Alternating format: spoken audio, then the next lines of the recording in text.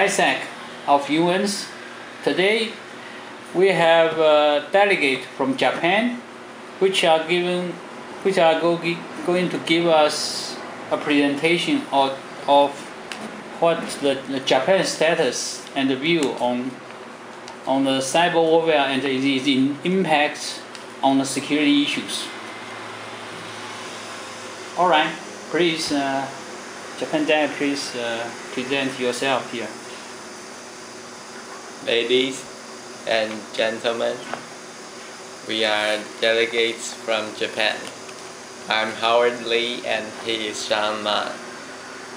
Today we are going to talk about the topic, cyber warfare and its effect on international security.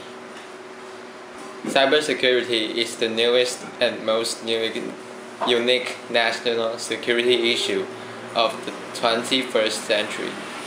Cyber warfare uses computer technologies as defensive and offensive weapons in international relations.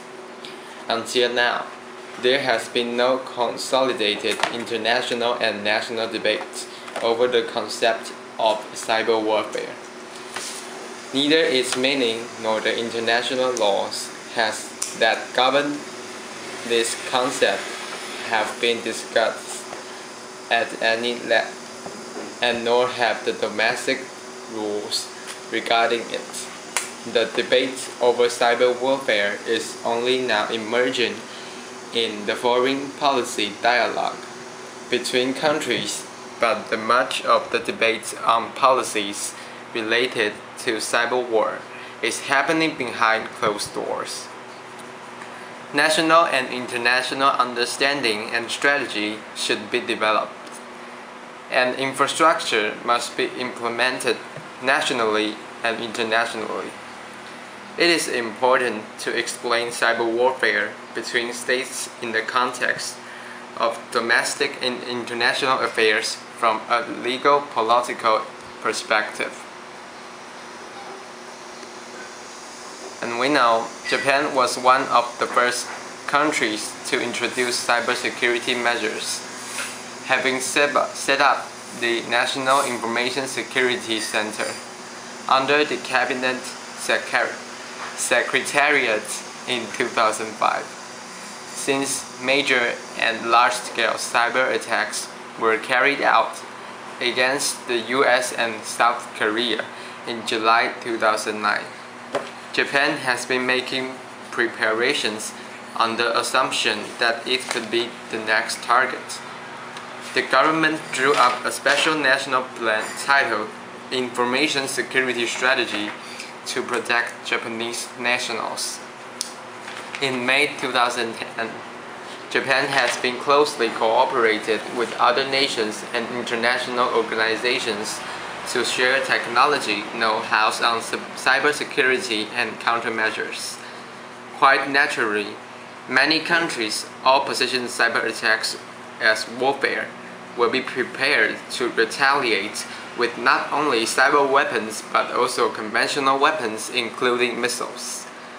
Depending on the scope of the attacks and the seriousness of damage sustained, Japan's post-power peace constitution commits Japan to an exclusively defense posture, and if the self-defense forces are to be mobilized, the law requires them to be ordered to serve defensive functions.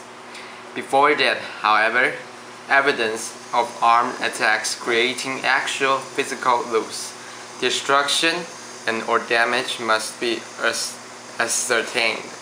Since cyber attacks create none of these, the situation does not warrant defense mobilization. In 2001, it became clear that successive targeted cyber attacks had been launched against Japanese government institutions. It appears that government institutions have been the object of targeted cyber attacks since around 2007. However, 2011 could be termed the first year of cyber war, as this was the year in which the current reality of cyber attacks became widely known, it is apparent that there have recently been two changes in the nature of cyber attacks: a transition to targeted attacks designed to steal vital information, and the commencement of concerted cyber attacks targeting control systems. Both natures could potentially cause massive unstable situation between nations if extension of the damage equals to the traditional damage during wartime. The Asia-Pacific region will likely be the world's providing ground for much of the cyber warfare doctrine that will be developed and tested in the cyber defense era, as well as continuing the implementation of the second national strategy on information security conducted by public or private entities, further identifying the new measures that must be conducted by the government under the basic policies, and organized implementation of the urgent measures to ensure national security and effective crisis management. In addition, enhancing situational awareness with development of in-depth situational awareness architecture in cyberspace is also very critical for Japan's defense strategy in cyber warfare. Furthermore, Japan urges to impose rules of international laws under UN ruling and international cooperation under regional organization ruling concerning cyber warfare, so as to prevent any undesirable conflict preside internationally in future. The cyber warfare is going to grow its critical role in the international security issues. In the digital world, nations and societies heavily rely on the cyber infrastructure resided both domestically and internationally. As the nation, to establish a solid defense system domestically is absolute a necessity. However, international cooperation to establish a networked defense body against cyber attacks with the real-time mission critical capability becomes inevitable to address the security issues internationally.